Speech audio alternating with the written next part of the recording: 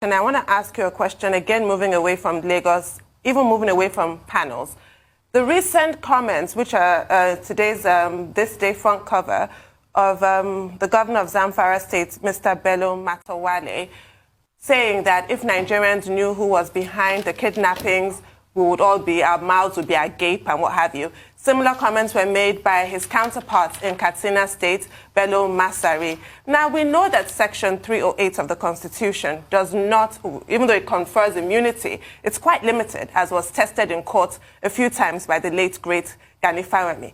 So if there's no legal protection for making these kinds of claims, what nature of protection is there? Because you and I could not publicly make such a statement. The DSS would swoop in immediately. The same DSS that has waded in to the strike with the Cattle Herders Association, they have invited those people. But they have not invited these governors to shed more light into these people terrorizing Nigeria. Well, I will answer by asking a question. Where is the commander-in-chief? I don't know if you can tell me, where is the commander-in-chief of the Federal Republic of Nigeria? Well, you have to answer the question yourself. Dr. Bati, I don't know. My simple answer is that I do not know where the commander-in-chief is. There is a clear lacuna in the presidency. You can't convince me to the contrary. When somebody went to the ballot, this is a man who sought power for 12 years, 2003, 2007, 2011, he wanted to be president by all means. Nigerians gave him a chance in 2015. Despite his failures, the mandate was renewed in 2019. And as of today, we are being ruled by proxy. Gabashewu is the one issuing, offensive statements every day, telling us what the president is saying, as if the president is incapacitated. Where is the president of Nigeria? Because when these governors are saying these things, when some of them pretend to be helpless, or are genuinely helpless, where is the commander-in-chief? We saw our, Air Force men who were involved in the unfortunate air disaster mishap. They were buried. The president was not there. Our troops are being slaughtered in the north. The president is not there at their funeral. When last did the president talk to Nigerians? When last did we see the president grant a media charge? When last did we see the president speak with the victims of these kidnaps? When last did we see the president personally taking responsibility for the killings and the rampage that is going on?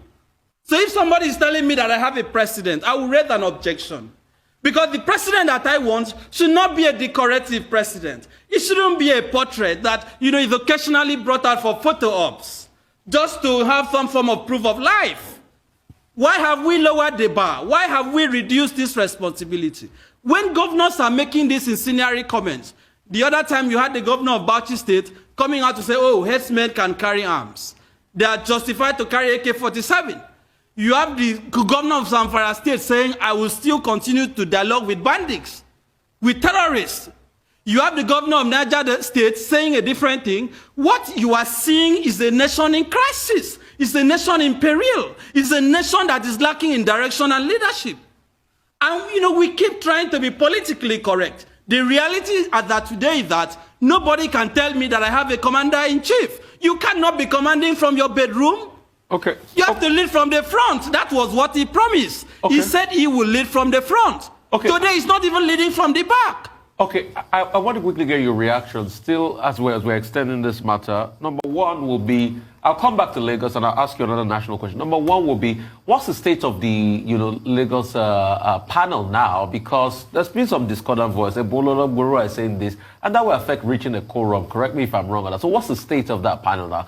And two, what's your reaction to words attributed to the likes of Gumi that says, oh, let's not call them bandits. Let's call them something else. Let's call them probably national treasures. We have less than 2 minutes to less than 2 minutes for that. Well, the panel is still sitting. I believe they still have quorum. Okay. I want to assume so. Let us see what they will come out at the end of the day. On the very insolent and objectionable comment of Gumi, which he made, in your station, I am happy Nigerians have, justifiably derided that very toxic comment. But do not forget that if some other person other than Gumi had made that comment, the State Security Service would have been all over the place looking for that person. But Gumi has not been invited for interrogation. He's even saying don't call them terrorists. He is romancing with them. He's even saying no, that journalists are criminals for calling criminals criminals. That is why I asked the question, are we really a country of serious people? Why has Gumi not been invited for interrogation?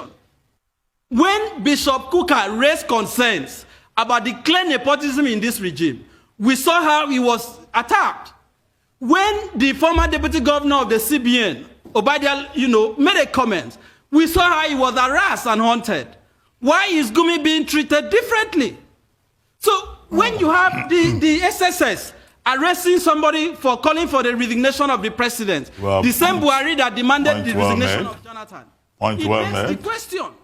Point well made. Inibe Effiong, we want to thank you for joining us. And if you are still in doubt, you have a commander-in-chief. His name is Muhammadu Buhari, and he's in Aso Rock in Abuja, I guess.